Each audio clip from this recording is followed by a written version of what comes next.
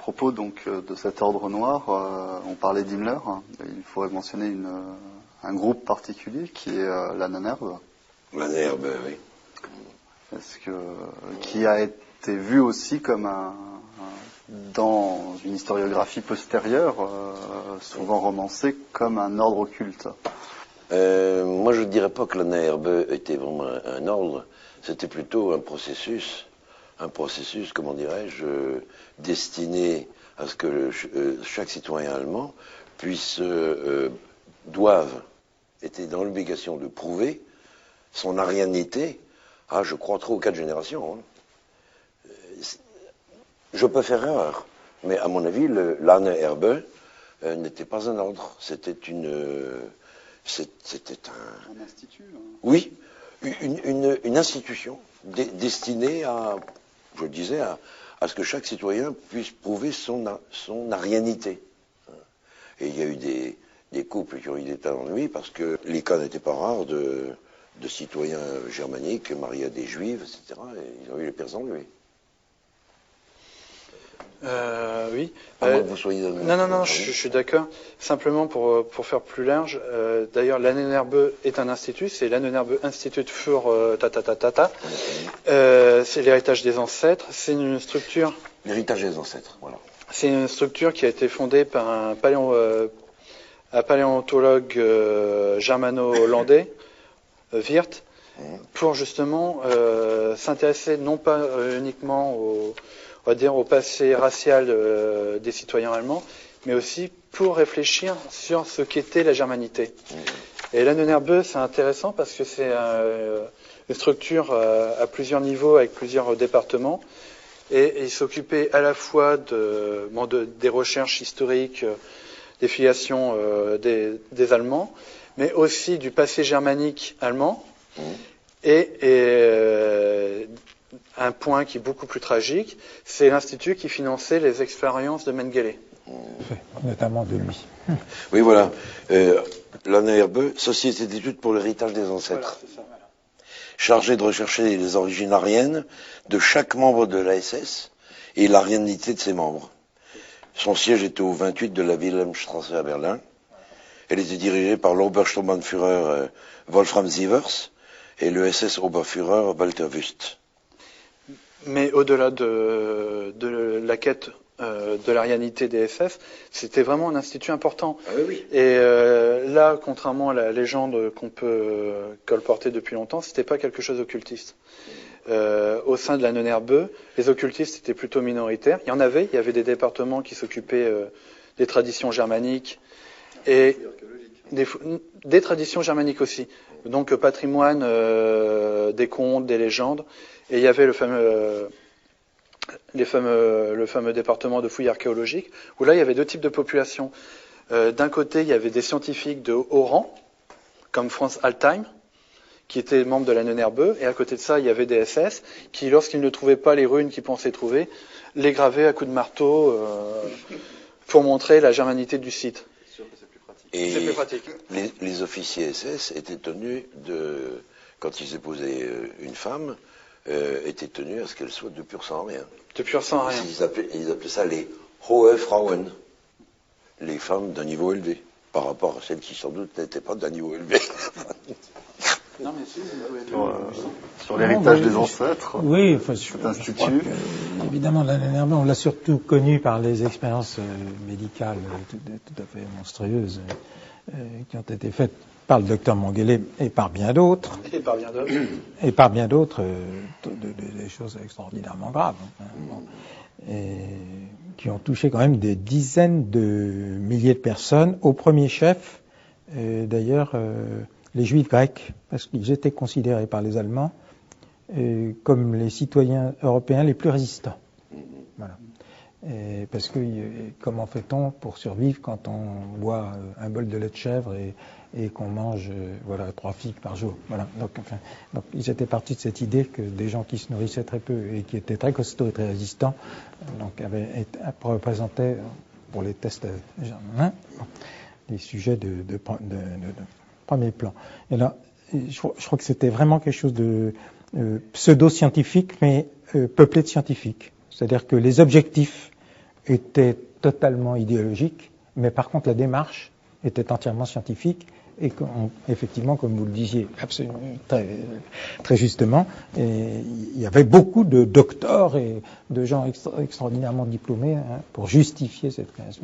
Et alors ça allait jusqu'à, par exemple, la reconstitution des squelettes de juifs venant de toutes les régions européennes pour démontrer l'évolution, etc. Et effectivement le caractère juif. Voilà. On avait donc on avait quelque chose qui, sur le plan intellectuel, est absolument monstrueux. C'est-à-dire qu'on avait fixé l'objectif de la démonstration avant d'avoir la rationalité de la démarche. Voilà. Donc les buts étaient connus et on devait démontrer scientifiquement que c'était juste, exact, je ne sais pas ce qu'on peut dire. Voilà. Les expériences médicales, c'était pas du tout le secteur qui mobilisait l'essentiel des effectifs de la NRB. Il faut surtout ne pas le croire. Voilà. Parce que c'est vrai que je l'ai pas dit, mais c'était un des départements. Voilà. Une bonne partie le gros des départements, c'était quand même les fouilles archéologiques et les enquêtes sur la tradition germanique. Mais et là, il y a une influence, on va dire, occultiste au sens large dans cette démarche ou Il y a eu des tentatives. Himmler a tenté d'avancer des personnes comme Willy Gutt au sein de la NNRB, mais ces personnes vont très vite avoir une fin de non-recevoir parce que les scientifiques, les vrais scientifiques, même si par opportunisme ont soutenu la NNRB, vont faire des barrages.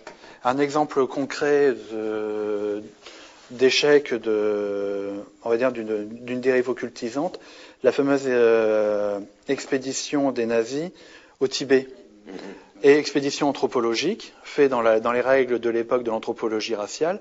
Himmler voulait imposer à tout prix un mythologue et un runologue, et les responsables ont dit non, on n'en veut pas, on n'en a pas besoin, on est déjà...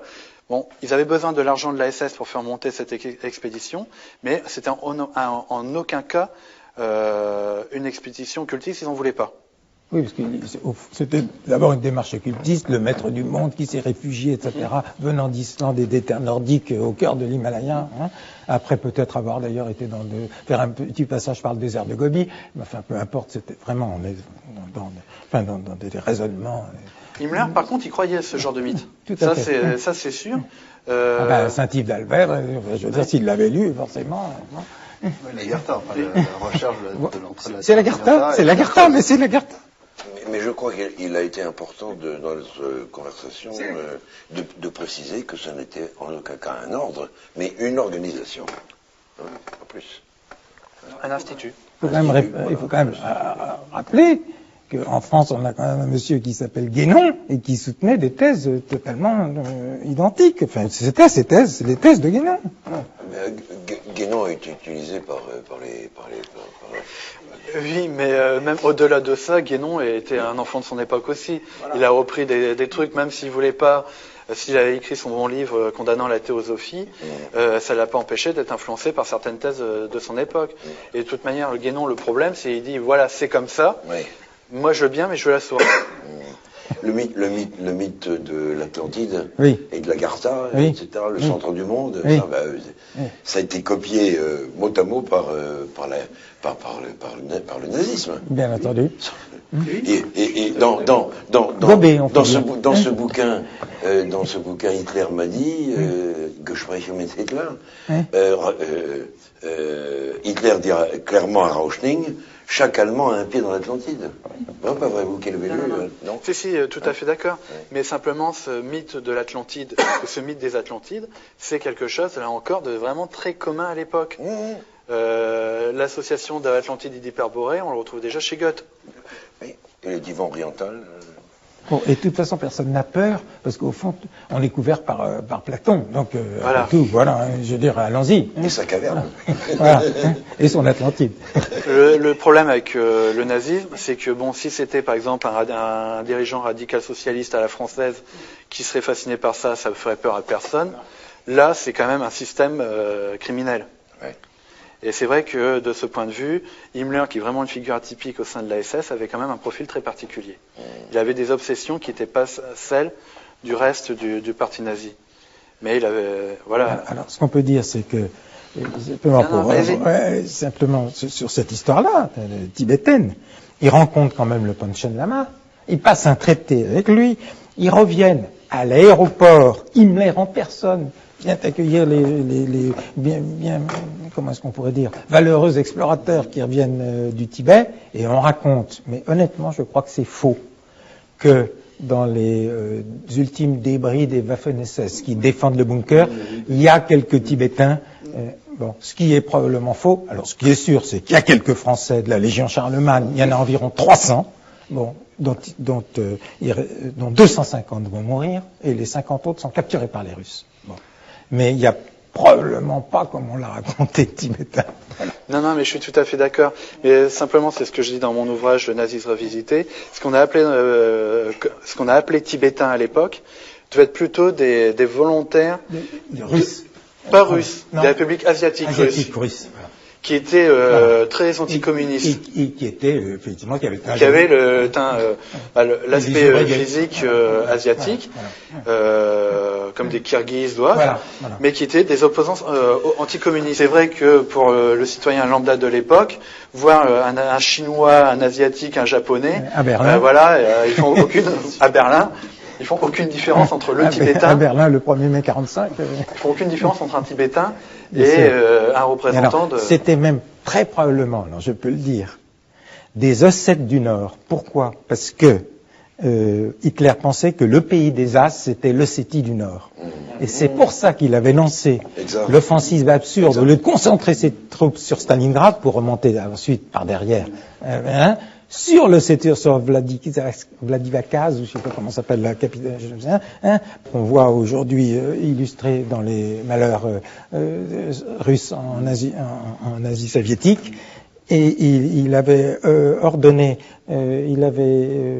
c'était le général List, maréchal List, qui était le patron des troupes allemandes du Caucase. Il a été limogé parce qu'il refusait. Comme Stalingrad cédait, il avait peur d'être évidemment coupé de toute retraite. Et Hitler l'avait limogé, il l'avait remplacé par von Mackensen. Le maréchal von Mackensen est allé jusqu'au port de Vladivostok, en Ossétie du Nord, parce que c'était là qu'était le pays des As, c'est-à-dire là où était née la race aryenne. Voilà. Et donc il est possible qu'il y ait eu des Ossètes du Nord. Mais ça, c'est fortement probable. De toute manière, l'histoire des Tatars et des Cosaques du Don, c'est connu aussi. Disons, ils avaient gardé un très mauvais souvenir du stalinisme, et donc quand ils ont vu arriver les Allemands, en plus à l'époque la SS était en train de morfler, d'un point de vue, morfler énormément, ils avaient besoin de troupes, et c'est là que la SS a laissé tomber le discours racial arien, et a ouvert les portes aux Français, aux Belges. 250 000 étrangers dans la SS en 1945. Oui, quand même, ce qui était quand même majoritaire. Écoutez, moi j'ai vécu, comment dirais-je, l'exode de 40, mais j'ai vécu également l'exode des troupes allemandes. Je me souviens, là où j'habitais, ils remontaient du sud. Oui, d'Italie. Oui, il y avait comme c'était au mois de juin, les camions étaient débâchés. Nous étions gosses, on avait 10, 11, 12 ans. On était absolument effrayés de voir les types physiques, pratiquement mongols, des camions entiers, et pas un seul Allemand dedans, sauf les chauffeurs. Donc, pour les mécaniques, c'était sans doute mieux. Comment ? Pour les mécaniques, c'était sans doute mieux. Bon, évidemment, au sein du national-socialisme, il y a des éléments occultistes, mais qui ont l'air, à vous entendre, finalement minoritaires. Non, mais complètement fou. C'est-à-dire que fou, mais vous vous rendez compte que de temps en temps, ça se situait au Groenland, ensuite au pays des As, le jour suivant au cœur du monde, en plein Himalaya. Enfin, je veux dire, ces malheureux Ariens, on ne savait pas donner de la tête avec eux. Hein. Bon. Je crois que vous cherchez à recentrer un peu le débat, mais bon, un petit peu. Bon, je ne dirais pas que il faut pas minorer les aspects occultistes du nazisme. Hein. Il faut pas les minorer. Simplement, enfin, moi je dirais pour ma part, hein, nous discutons. Non, c'est dans la discussion. Oui. Je dirais pour ma part que le nazisme, comme beaucoup d'autres organisations de par le monde, à emprunter partout. Oui. D'emprunter partout. C'est devenu un fatras complètement hétéroclite. C'est ce qu'on disait C'est d'ailleurs. le mot important, fatra. Oui, bon. Si vous me permettez. Oui, non, mais je veux bien. Oui. Un fatras. Un fatra. De tout et de rien et tout.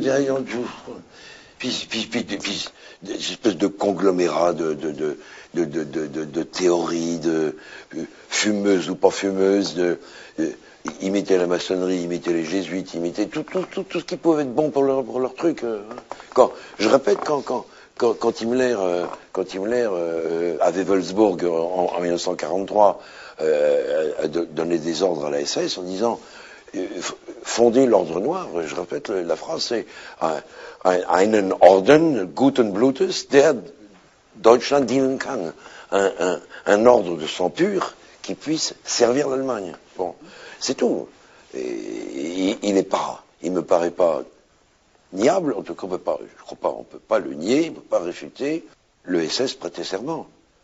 Et je répète que les officiers, il y avait l'épreuve du sang, et dans les camps d'entraînement, à balles réelles, et beaucoup y ont perdu la vue pendant les exercices. Non, c'était pas de la rigolade.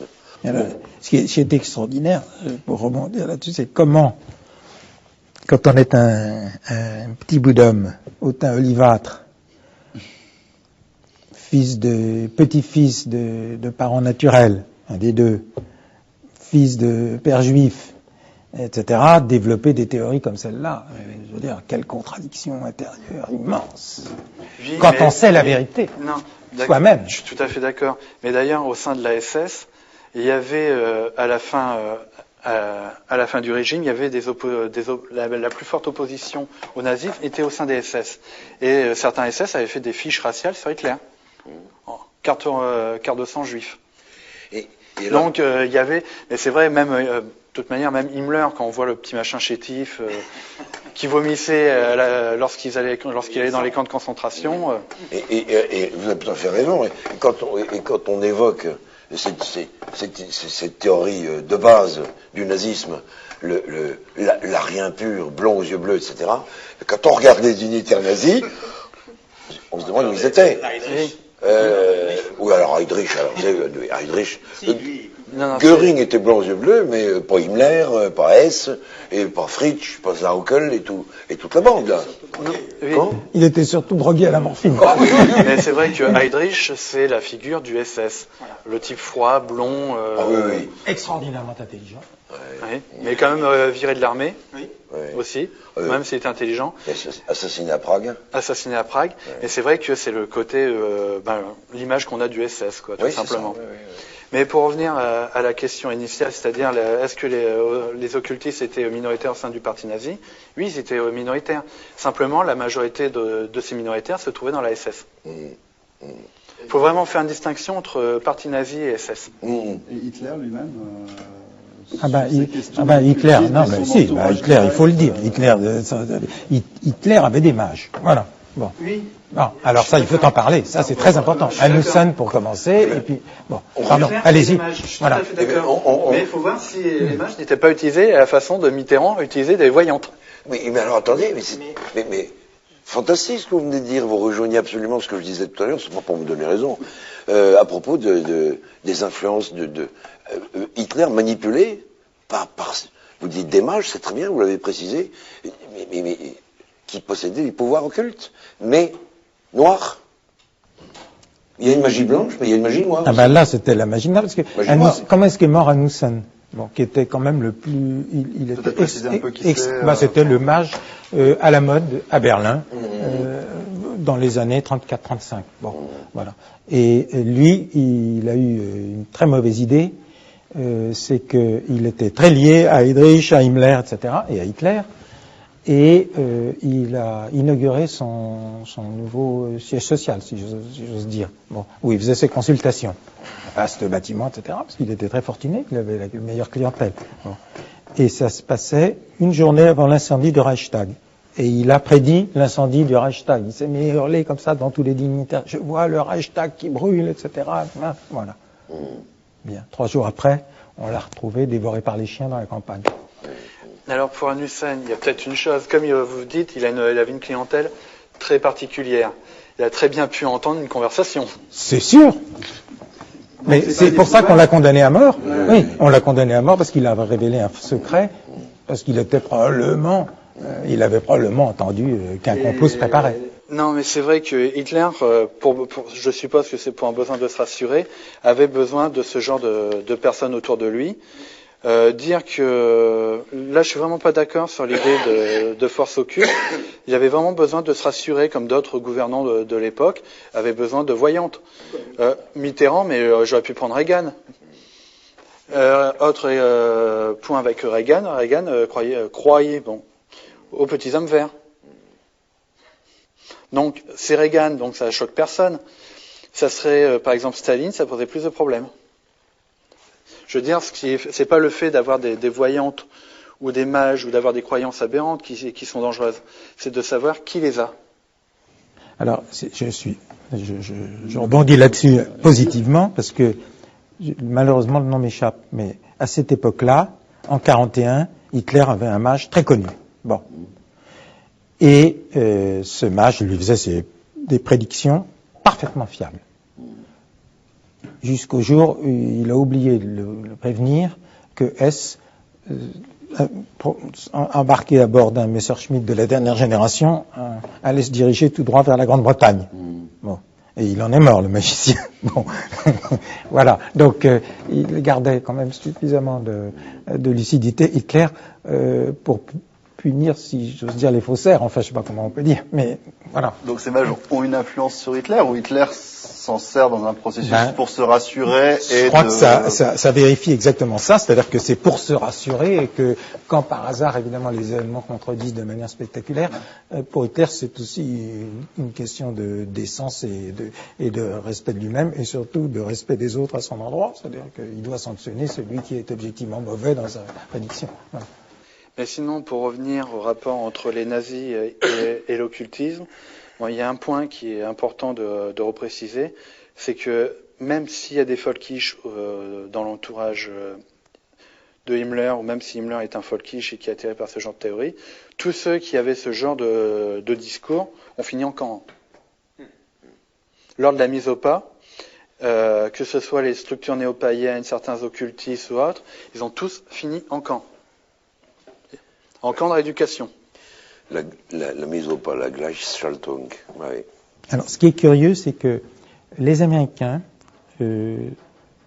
sont parvenus à convaincre des Allemands de venir aux États-Unis, des mages allemands qui avaient approché Hitler et travaillé avec lui sur la prédiction du futur. Et ils les ont fait travailler avec comme but d'intoxiquer les hauts dignitaires nazis. Et notamment, ils leur demandaient de faire des prévisions individuelles sur comment est-ce que vous appelleriez ça, des thèmes astraux, et notamment d'Hitler. Et ils publiaient donc dans la presse américaine des thèmes astraux détestables sur Hitler dans les années 1944, en 1944. Ce qui touchait, paraît-il, beaucoup Hitler, qui détestait dire des choses néfastes sur lui-même. Alors c'est de la guerre psychologique. On est dans la guerre psychologique. Eh oui. Donc bon, je pense qu'on a fait un point dans la mesure du temps dans la mesure du c'est possible, sur en tout cas le régime national-socialiste, en partie dans ses relations avec l'occultisme. Maintenant, peut-être essayer de voir dans un dernier moment de la conversation comment cette théorie sur un occultisme nazi se trouve popularisée dans le temps, à la fois dans les années 30 hors d'Allemagne ou en Allemagne, et puis surtout après-guerre. Donc moi j'ai relevé déjà plusieurs ouvrages qui, avant même l'arrivée du national-socialisme, accusent le pan-germanisme d'être soutenu par des forces occultes. Donc l'un des premiers que j'ai relevé, c'est en 1915, donc pendant la guerre, Flavien Brenier, donc anti-maçon français, qui écrit l'Allemagne occulte, le vieux dieu des Allemands, qui est préfacé par Maurice Barrès. Copa Abancelli aussi en 1925 publie La guerre occulte, où il Donc il était sur une conspiration mondiale juive, et là ces théories deviennent une guerre entre sociétés secrètes juives et sociétés secrètes pan-germanistes. Ensuite, on a dans la RIS, on a certains articles de Charles Nicolot, en particulier sur la croix gammée, à partir du moment où les nazis commencent à utiliser ce symbole, le svastika, avec les théories sur le double sens du symbole. Et on a aussi après ça certains ouvrages populaires, même si certains y ont vu des éléments initiatiques, comme les sept têtes du dragon vert de Teddy Legrand, donc 1930. Et dans des mouvements spiritualistes anti-nazis, Édouard Sabine, Hitler et les forces occultes en 1939, qui est réédité après-guerre sous le titre Le tyran nazi et les forces occultes. Donc déjà à cette époque-là, déjà dans les années 30, le régime national-socialiste, ou le proto-régime national-socialiste, est vu comme soutenu par des forces occultes. Je ne sais pas si vous avez des... Oui. Les origines, j'en ai pas. Sur les années 30, c'est vrai qu'un certain nombre de structures catholiques vont présenter les nazis et le national-socialisme comme une structure occultiste, noire ou néo-païenne, parce que généralement ces auteurs vont défendre les catholiques allemands qui vont connaître le Kirchenkampf, c'est-à-dire la persécution des églises. Et à partir de ce moment-là, on va dire en règle générale, les catholiques vont considérer le national-socialisme comme un néopaganisme. Sauf que ce que les catholiques entendent par néopaganisme n'est pas la même chose que ce que peut être le néopaganisme pour les néopaïens, tout simplement.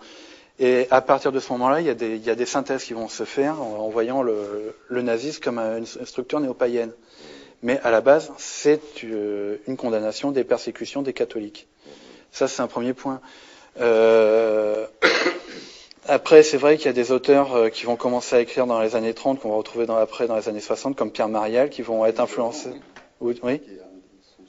Teddy Legrand, qui vont reprendre certains éléments catho-réac pour les diffuser, et on va retrouver ça par la suite dans le Matin des magiciens. J'ai très très bien connu personnellement Pierre Mariel. J'étais loin d'être toujours d'accord avec lui. Donc qui a d'ailleurs publié après-guerre même le nazisme société secrète sous le pseudonyme de Gerson. Mais c'est vrai que les premiers à s'inquiéter de l'aspect, on va dire, néo-païen, occulte des nazis, ça va être quand même le milieu catholique, dans un premier temps. Je pense à une revue, à un article d'un dominicain, dont j'ai oublié le nom, qui avait publié dans Études de la revue des Jésuites, un article qui s'intitulait, si je ne me trompe pas, Les Allemands adorent-ils Wodan, ou... Voilà, ça commence déjà, il commence déjà à avoir des études qui font la synthèse entre les idées folkish, néo-païennes, et le nazisme. Ça va commencer très rapidement à ce moment-là. Oui. Oui, non, je dirais pas vraiment les milieux catholiques, je dirais les milieux des ordres catholiques, c'est-à-dire les milieux monastiques, c'est-à-dire non pas le clergé séculier, mais le clergé régulier. Parce que le clergé séculier, Hitler va le tranquilliser en passant à un accord que vous savez avec la papauté. Bien. Alors que le clergé régulier, il faut dire qu'il vit dans des espaces qui sont propres à la naissance en sa cervelle, enfin en son imaginaire de mythe occultiste, parce que on vit pas dans les souterrains, sous les voûtes gothiques, et en gardant les arcs romans, sans évidemment que son esprit s'élève quelque peu et puisse même dériver. Donc c'est vrai que toute cette architecture moyenâgeuse entretient la mythologie, c'est très clair. Et en plus, il faut reconnaître que il y a une certaine confusion entre l'engagement long que représente le fait de consacrer sa vie à Dieu et une réflexion réactionnaire sur la vie courante et la vie des hommes tels qu'ils sont. Bon. Et donc tout ça, évidemment, crée un mélange assez dangereux qui font que, par exemple, plusieurs grands nazis français iront trouver refuge, parce qu'ils sont déjà en 1945 en Allemagne, chez des frères, enfin, au sein de couvents allemands, qui les accueilleront bien volontiers et qui les cacheront. Ça sera vrai, par exemple pour Monseigneur de Luppé, ça sera vrai en Allemagne, mais ça sera également vrai en Espagne, bien sûr. Manuel de Luppé qui était l'aumônier de la Légion. Voilà, aumônier de la Légion française de Londres, puis Waffen-SS. Et de la Waffen-SS, alors française. Française. Alors là où je suis peut-être pas tout à fait d'accord avec vous, c'est quand vous parlez du clergé séculier.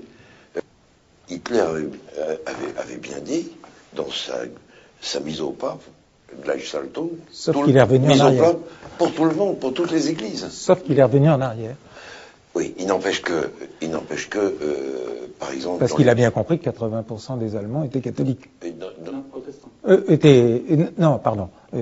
Oui. C'est le contraire. Et pardonnez-moi. Non, mais il a bien compris qu'il fallait, disons, l'Église chrétienne, on pouvait pas l'avoir complètement à dos si on voulait maîtriser la population. Ceci étant dit, il y a tout de même eu deux pasteurs très connus, Bonhoeffer et Niemöller, qui ont payé de leur vie. Hein. Oui, mais ça c'est après 40. Oui, j'entends bien. Et jusqu'en 38-39, il cherche un accord avec la papauté et il l'obtient et il le signe. Alors, ceci étant dit, si on prend l'exemple de l'église protestante luthérienne, il y a eu une scission. Il y a eu deux églises. L'église confessante, dit Bekennende Kirche, qui, elle, a continué au risque d'y perdre la vie. Exemple, les deux pasteurs connus, là. Et puis bien d'autres chrétiens protestants qui ont continué à être fidèles à l'engagement chrétien. Alors que pendant ce temps-là, une autre tranche de pasteurs allait jusqu'à prêcher en uniforme nazi. De même que, comme je l'ai dit tout à l'heure, on a bien vu en maçonnerie allemande des vénérables, hélas, c'est une des grandes hontes, des vénérables allemands présider les travaux en uniforme nazi. Ça, ce sont des hontes. Il n'y a pas de terme. Oui. Enfin, voilà. Et comme vous disiez, pour les protestants allemands, c'est les chrétiens allemands. Oui. Voilà. La partie qui était... Voilà. Ça, c'est le côté légaliste luthérien. Voilà. On obéit aux ordres. Oui. Puis bon, d'un autre côté, il faut être honnête aussi, l'antisémitisme à l'époque, c'était quelque chose de très partagé, y compris dans les milieux protestants. Pour des Niemöller ou des Bonhoeffer, c'était une minorité. Tout à fait. Il y a encore, je crois que c'est Bonhoeffer, qui était limite sur le judaïsme, et était pas pour la persécution, mais si se convertissait, c'était quand même mieux. Exact. Et je vous préciserai, en même temps, juste un petit mot sur les tendances pendant 2 siècles de la maçonnerie allemande prussienne. C'est très, très tardivement que les Juifs ont été admis dans les loges. Très tardivement. Et puis, il faut aussi le dire, c'est assez tardivement que les Juifs ont été poursuivis en Allemagne. La nuit de cristal, c'est 38, il ne faut pas l'oublier. Oui. Avant la nuit de cristal, qu'est-ce que cherche à faire Himmler? Et ça, il faut rétablir la vérité historique. Himmler cherche à expulser les Juifs. Et il faut quand même dire qu'il y a 150 000, entre 36 et 38, il y a 150 000 Juifs allemands qui sont allés en Palestine et 120 000 Juifs autrichiens, parce qu'il ne faut pas oublier que, évidemment, dès 38, tous les Juifs autrichiens sont venus en Allemagne. Et donc, ce qui a fait que les 400 000 Juifs allemands, qui s'étaient vidés de moitié, si j'ose dire, par le transfert en Palestine, se sont complètement reconstitués avec le transfert des Juifs autrichiens. Et ce n'est qu'à partir de, pardonnez-moi juste, ce n'est qu'à partir de 38 qu'on a changé de méthode. Voilà. Bon, et que là, bien sûr, il y a eu la nuit de cristal qui a abouti à des ponctions financières, on va dire, l'accaparement total des biens économiques juifs. Bon, et puis ensuite, toujours d'ailleurs, ensuite cette idée de favoriser l'expulsion, parce qu'il ne faut pas oublier qu'en 38, 39 et jusqu'en 40, il y a environ 80 000 Juifs allemands qui sont venus en France. Il ne faut pas l'oublier. J'ai un exemple qui m'est tout à fait personnel. Et avec un transfert favorisé par le chemin de fer gracieux. Hein? Moi, j'ai eu un cousin par alliance juif américain dont les parents n'ont pas attendu au-delà. Dès 1933, ils sont partis aux États-Unis. Oui. Et sans difficulté. Hein. Oui. Hein? Il est récemment décédé à 95 ans, quelque chose comme ça. Il s'appelait Berger. Et même, je dirais, jusqu'à Wannsee, enfin la solution finale, donc le début de 42, vous savez qu'on avait envisagé... La conférence de Wannsee. Voilà, avant on avait envisagé d'expulser les Juifs jusqu'à Madagascar même, enfin d'essayer de résoudre le problème par la suppression du problème en expulsant tous les Juifs. Oui, mais ça c'est tout à fait connu. Hitler dans Mein Kampf dit qu'il admire le système de ségrégation à l'américaine. Voilà. Bon, d'un point de vue de spécialiste, c'est le débat entre les intentionnalistes et les fonctionnalistes. C'est ça. Tout simplement. Mais le problème de Wannsee, c'est lorsqu'ils sont trouvés dans le Judenland, ils sont trouvés face à une masse de juifs énorme. Et là, on peut plus les expulser. On va commencer à mettre les chambres à gaz roulantes, les Einsatzgruppen, etc. en marche, dans le but d'éliminer un maximum de personnes. Et comme ça ne marchait pas encore, on va mettre en place le camp de la mort. Voilà. Chicago est une ville allemande. Mais il faut quand même se souvenir que sur les 5 millions, on va dire pour simplifier, de juifs qui ont été exécutés pendant la guerre par les Allemands, il y en a que 2,5 millions qui sont morts dans les chambres à gaz. 2,5 millions qui ont été abattus.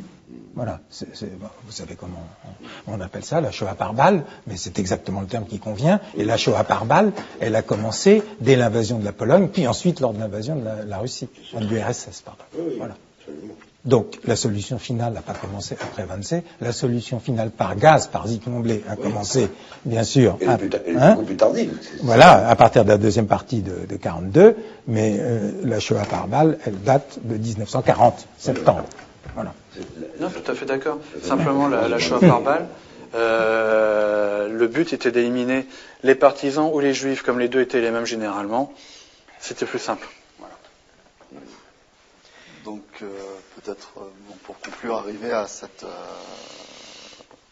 ces explorations de l'après-guerre sur cette popularisation d'un occultisme nazi, dont on a vu que c'était un phénomène assez compliqué et en particulier, on peut penser au Matin des magiciens qui... Une nostalgie. Il y aura toujours des nostalgiques. Est-ce que c'est une nostalgie? Non, il y a deux choses, je pense. Du côté de Bergier et Powell, il y a une volonté de comprendre. Parce qu'il ne faut pas oublier une chose, c'est qu'en Europe, dans les années 60, l'historiographie sur le Troisième Reich est plus que lacunaire. Ça va se développer seulement à partir des années 70. Donc il y a quand même dans la population une partie de gens qui veulent savoir pourquoi. Et le Matin des magiciens tombe bien, en fait. Et tombe bien aussi pour notre raison, c'est comme Didier Lemasson vient de le dire, il y a des nostalgiques. Certains n'ont vraiment pas du tout connu cette période-là, ils avaient besoin de se bricoler un passé, et tous les Saint-Loup et compagnie se sont inventés un paganisme. Un peu de Saint-Loup, expliquez un tout petit quelques mots qui est Saint-Loup. Saint-Loup, de son vrai nom Marc Augier, était un écrivain français, proche de Talent, tout à fait, proche de Léo Lagrange pendant le Front populaire, pacifiste intégral. Il était même dans son cabinet, je crois. Oui, pacifiste intégral, amoureux fou de la nature, et au fur et à mesure s'est radicalisé au point que lui, l'antimilitariste proche du Parti communiste, va s'engager dans la Waffen-SS. Et il va jamais renier son engagement, et à partir de ce moment-là, va se radicaliser de plus en plus. Et il va écrire, après la Seconde Guerre mondiale, à partir des années 60, un certain nombre de livres apologétiques de la SS. Et il va développer l'idée que la SS est un mouvement néo-païen, va inventer toute une série de légendes, dont le fameux avion de chasse qui a fait une croix gammée au-dessus de la tombe d'Ottoran, ce genre au-dessus de Montségur. Ce qu'il faut à plusieurs raisons, déjà parce que les avions de chasse n'existaient pas à l'époque. Mais voilà, c'est lui qui va mettre ça en place, et il va être suivi par un phénomène de synchronicité, par des fous furieux, je suis désolé, j'ai pas d'autres termes, comme Miguel Serrano, le diplomate chilien, ou Savitri Devi, la française convertie à l'hindouisme. Et c'est des personnes qui n'ont pas participé au mouvement nazi, qui ont connu le mouvement nazi, qui ont voulu y participer, et qui sont inventés tout un passé, qui ont de briques et de broc, après la Seconde Guerre mondiale, et à partir de là, les deux mouvements vont se développer. D'accord, donc des mythes voulant expliquer finalement quelque chose vu comme incompréhensible et une récupération politique de l'autre par des mouvements néo-nazis. C'est le mythe qui explique tout ça. Et c'est vrai que le mythe... Le pouvoir du mythe. Oui, et le mythe en plus est ambivalent. Certains nazis vont prendre le Matin des magiciens. Et certaines personnes intéressées par le Matin des magiciens vont prendre les mythes nazis. Et dans les années 70, ça va faire un fatras, puisqu'on a utilisé plusieurs fois le terme, assez nocif. On va retrouver toute une littérature qui vont se copier les uns les autres en prenant les éléments les plus radicaux. Donc, il y a des grands thèmes transversaux, par exemple Hitler et sa filiation avec des groupes occultistes comme la Golden Dawn, la Tulée, l'Ordre Noir SS comme mouvement magique, Aleister Crowley. Oui, parce que oui, c'est intéressant. Donc, rapidement, Et oui, les thèmes qu'on retrouve dans oui, cette parce que littérature, au fond, qu'est-ce que ça veut dire? Ben, ça veut dire les maçonneries quelque part, les mouvements maçonniques anglais et allemands sont frères, se connaissent, etc., se sont rencontrés. Bon, et donc c'est l'idée de S. S va sans doute, après en avoir averti Hitler, qui pensait pas qu'il le ferait, faire son fameux vol. Bon, et qui va-t-il voir? Il va voir Kirkpatrick, il va voir Lord Hamilton, il va voir il va voir aussi toute la partie du cabinet anglais de Churchill qui est favorable à la paix séparée avec l'Allemagne. Bon, parce qu'en 41, c'est pas évident que les Allemands vont perdre la guerre. Personne ne le sait. On ne sait pas trop ce qui s'est passé pendant l'hiver 40-41 en Russie. Personne ne le sait, sauf les Allemands. Bon. Et qu'est-ce que fait Churchill? Dès que S a atterri, enfin dans les circonstances que vous savez, son avion est abattu et bon, il est blessé, il a le bras cassé, je crois. Bon, voilà. Et il le kidnappe. Pourquoi? Parce que là, on murmure que la reine et le roi, et tout ça, voudraient le voir, parce que tout de même, le Kaiser, c'est le cousin de sa gracieuse majesté, etc. Bon, et donc, et on dit que tous ces liens entre finalement nazis et diplomates britanniques tiennent à Aleister Crowley qui les a fait se rencontrer, qui a fait nouer des liens qu'il y a entre les ésotéristes britanniques et les ésotéristes allemands, des liens qui passent par Crowley. Voilà. Oui, on l'a dit, ça. Ouais. Et puis il ne faut pas oublier non plus, comment dirais-je, la fraternité. Lequel Crowley, vous vous souvenez, est celui qui a inventé le V, adopté par Churchill, et qui est donc le symbole de la victoire dès 1940. Et donc qui est en odeur de sainteté auprès du gouvernement britannique. Mais pour Crowley, il y a Giorgio Galli, l'universitaire italien, qui a dit qu'il y avait de liens très forts entre certains mouvements initiatiques, et bon, il n'a pas précisé, anglais et allemand, ce qui pourrait expliquer l'une des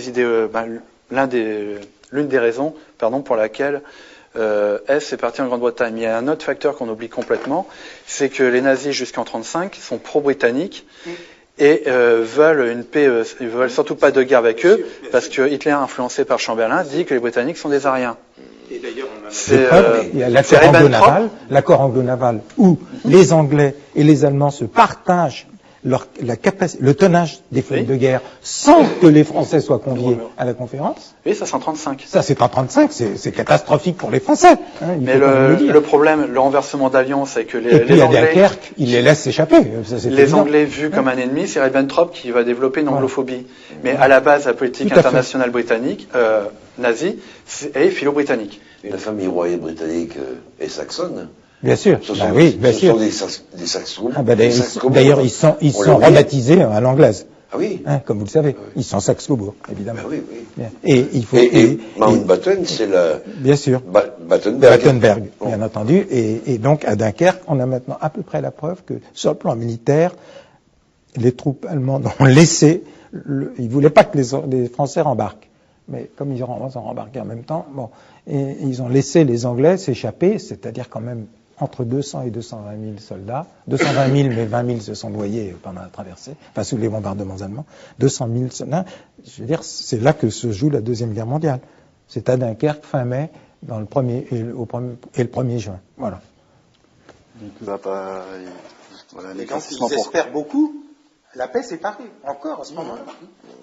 Donc ça a sans doute éclairci l'histoire de Crowley un petit peu, enfin en tout cas... Voilà, il y a aussi d'autres thèmes assez transversaux comme le vril. Alors ça peut-être qui apparaît dans le Matin des magiciens, je crois que c'est à peu près la première occurrence de cette société du vril. Mais le vril n'existe pas, ça a été piqué au roman de Bulwer Lytton. Et de toute manière, le Matin des magiciens, il n'y a rien de scientifique dedans et toutes les références sont des références littéraires. Donc, le roman Coming Race. Oui. ça vient de la race à venir. Et là, ça, c'est du bricolage, de réalisme fantastique. Mais c'est vrai que ça va avoir une postérité phénoménale.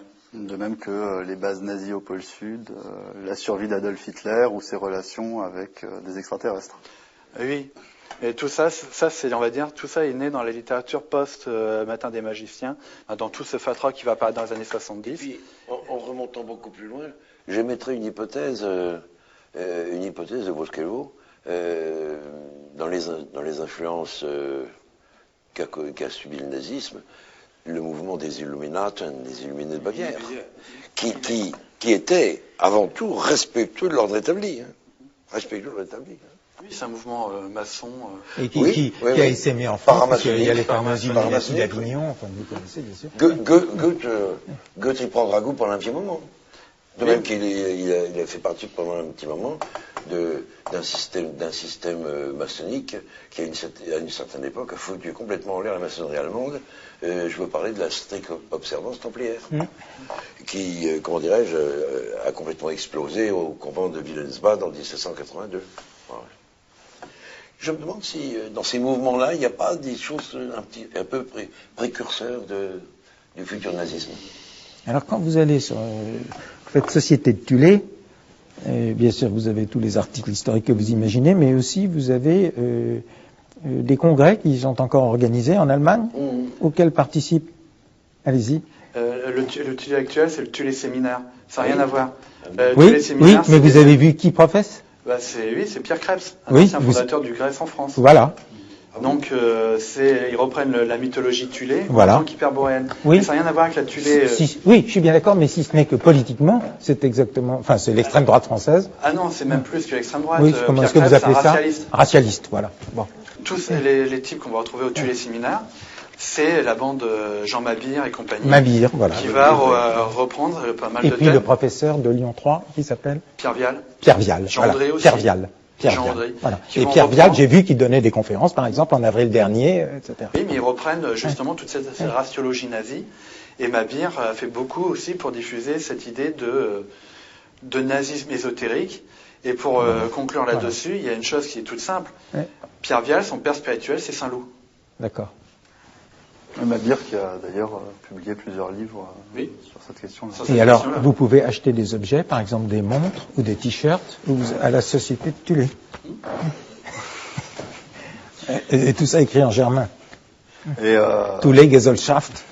Peut-être pour les t-shirts seront distribués après la conférence. Peut-être pour conclure, comment expliquer la popularisation de ce phénomène dans les années 80-90 ? On peut penser à Indiana Jones, par exemple, qui est sans doute a diffusé ça. Il y a toute une littérature de pulp, bande dessinée, d'idées aux États-Unis, enfin, qui est une bande dessinée américaine, je crois. Pour la culture populaire, l'intérêt, pourquoi ? Ça fait quand même pas mal de bons scénarios, faut être honnête. Ça ouvre des possibilités d'Uchronie assez intéressantes. Il y a peut-être toujours la volonté de comprendre qu'on trouve dans les années 60. Et il y a aussi un phénomène d'acculturation.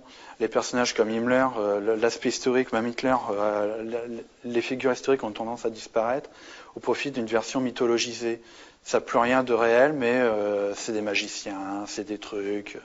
Himmler et Hitler, s'ils ont fait des chambres à gaz, c'est pas parce qu'ils voulaient éliminer les juifs, c'est pour faire de la nécromancie, ils avaient besoin de ça pour réanimer les nouveaux dieux.